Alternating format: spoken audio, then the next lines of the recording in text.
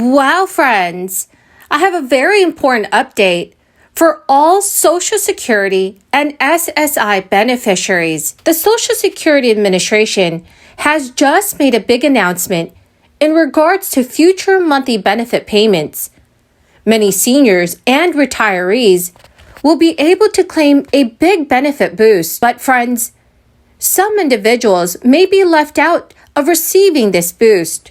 So please make sure that you watch until the end of this video for the complete details. Also, I will be giving away 4 $75 Walmart gift cards every week. Please make sure that you click and like several of my videos and then comment below the keyword of each video that you watch. The more videos that you leave a comment on, the greater your chances of winning the giveaways. During the months of October, November, and December, I will be surprising several of you with $200 gift cards, especially to those of you that have been in this community for several months. It's a way to say thank you so very, very much for being here every day. Friends, I'll be announcing a winner for the $75 Walmart gift card in a video later today.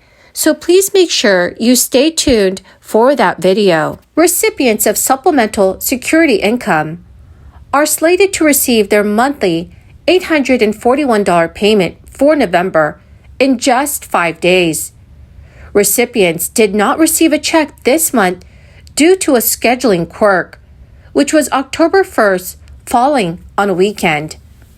However, that quirk gave them 2 paychecks in September. SSI payments are issued by the Social Security Administration on the first day of each month, but when that day falls on a holiday or weekend, payments are issued on the last weekday before the first of the next month. According to the Social Security Administration, the scheduling discrepancy happens multiple times a year, with it occurring for the months of January, May, and October payments. Social Security payments are expected to increase next year to stay on pace with inflation, with some analysts predicting the cost of living adjustment for Social Security in 2023 may be 10.5% or more, which would move recipients out of regular Social Security payments into much higher tax brackets. However, supplemental security income payments will increase by 8.7% and rise to $914 a month for individuals and $1,371 for eligible couples. SSI was first given out to eligible individuals by the Social Security Administration in January 1974, with the size of the payments increasing due to the cost of living adjustments that started in 1975. It was to combat year-to-year inflation. Many analysts estimate that Social Security insolvency will occur as early as 2034, unless acted upon by Congress. These year-over-year benefit changes are designed to protect a senior citizen's purchasing power against inflation. The SSA compares the Consumer Price Index for urban wage earners and clerical workers data from the third quarter of the current year to the third quarter of the previous year. It is to calculate the percentage increase. While a large increase in benefits may feel like a gift, it only occurs when your purchasing power is eroding at an alarming rate. Friends, the keyword for this video is Scarlet Oak Tree.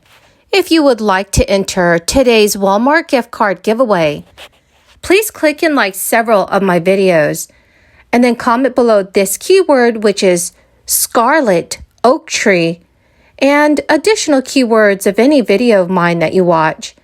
And do make sure, friends, that you're also subscribed to my channel. Many economists say that the latest COLA might not even achieve its primary goal of protecting purchasing power. While inflation has been steadily rising all year, there was actually a slight dip in August. Experts were initially optimistic about this, but the enthusiasm has decreased, as it appears the inflationary easing has more to do with a temporary slowdown in gas prices than a broader-based cooling off in prices. According to advocacy groups, it is unfortunate that this dip occurred in the third quarter because that's the only quarter the Social Security Administration looks at to determine the next COLA. So in other words, inflation could be accelerating, but because it's temporarily cooled down in August, the 2023 Social Security COLA is likely lagging true inflation. If inflation continues to rise, as the Federal Reserve anticipates, Social Security beneficiaries could see their purchasing power erode, even with the 8.7% COLA. Finally, the latest COLA could have adverse effects on the future of the Social Security program. When the SSA receives more revenue than is needed to pay the current year's benefits, it places the extra cash in two trust funds that invest in Treasury bonds to increase the program's reserves. In June, the SSI released its annual report on the status of the program's trust funds.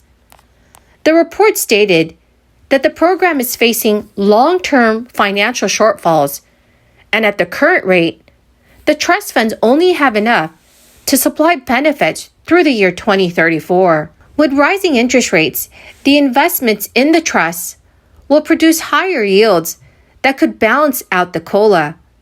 But recent comments from the Committee for a Responsible Federal Budget are less optimistic. So friends, please let me know your thoughts about the 8.7% COLA. And do you think it is sufficient? Please let me know your thoughts in the comments section below. Well, my greatest and beautiful friends, that is the end of my daily stimulus update video for today. Thank you, my dear friends, for joining me here every day when I post a new video. And I truly hope you found this information helpful. I will be announcing a winner for the $75 Walmart gift card in a video later today. So please make sure that you enter as many keywords of any video of mine that you watch in the comments section below. And do stay tuned for that video. Thank you and have a wonderful and blessed day. Last week, a few of my Republican colleagues introduced their counterproposal to President Biden's American Jobs Plan. The senior senator from Mississippi called the proposal, quote, a good faith effort. He wishes to engage with Democrats on an issue that touches every community in America on a subject we all know, infrastructure. I think I speak for the entire Democratic caucus in welcoming this effort from our friends across the aisle. As I mentioned earlier, when it came to the American Rescue Plan for vaccines and vaccinations and cash support for families and help for small businesses and schools, not a single Republican would join us. It's time for us to come together and work on a bipartisan basis. Maybe this is a start. After all, infrastructure is what should unite us. Whether you live in Laurel, Mississippi, or Lakeview section of Chicago, our roads, bridges, our fiber optic networks keep us connected and keep us moving. And as we emerge from this pandemic, it's clear that Americans are ready to get to work, building a stronger country, a healthier country, and a more prosperous country. Sadly, though, the proposal from our Republican friends really fails to meet the once-in-a-generation opportunity test to transform America and make America a winner in the 21st century. At a time when millions of Americans lack access to reliable, efficient transportation, and millions more lack access to reliable, high-speed internet, we can't settle for just repaving old roads or filling potholes. We need to invest in this nation's future, put people back to work building a sustainable economic foundation for our children and grandchildren to grow and thrive. We need an infrastructure plan that is a blueprint for the world of tomorrow, not just a patchwork quilt focused on yesterday. And the way I see it, we're on the cusp of a world where America owns the clean energy economy, and exports our union-made electric trucks and cars across the globe, where workers can get to work easily by bus, train, or bike, and working parents don't have to worry about finding a safe and affordable place to leave their kids when they're working. A world where rather than reading about the Mesozoic era in an outdated textbook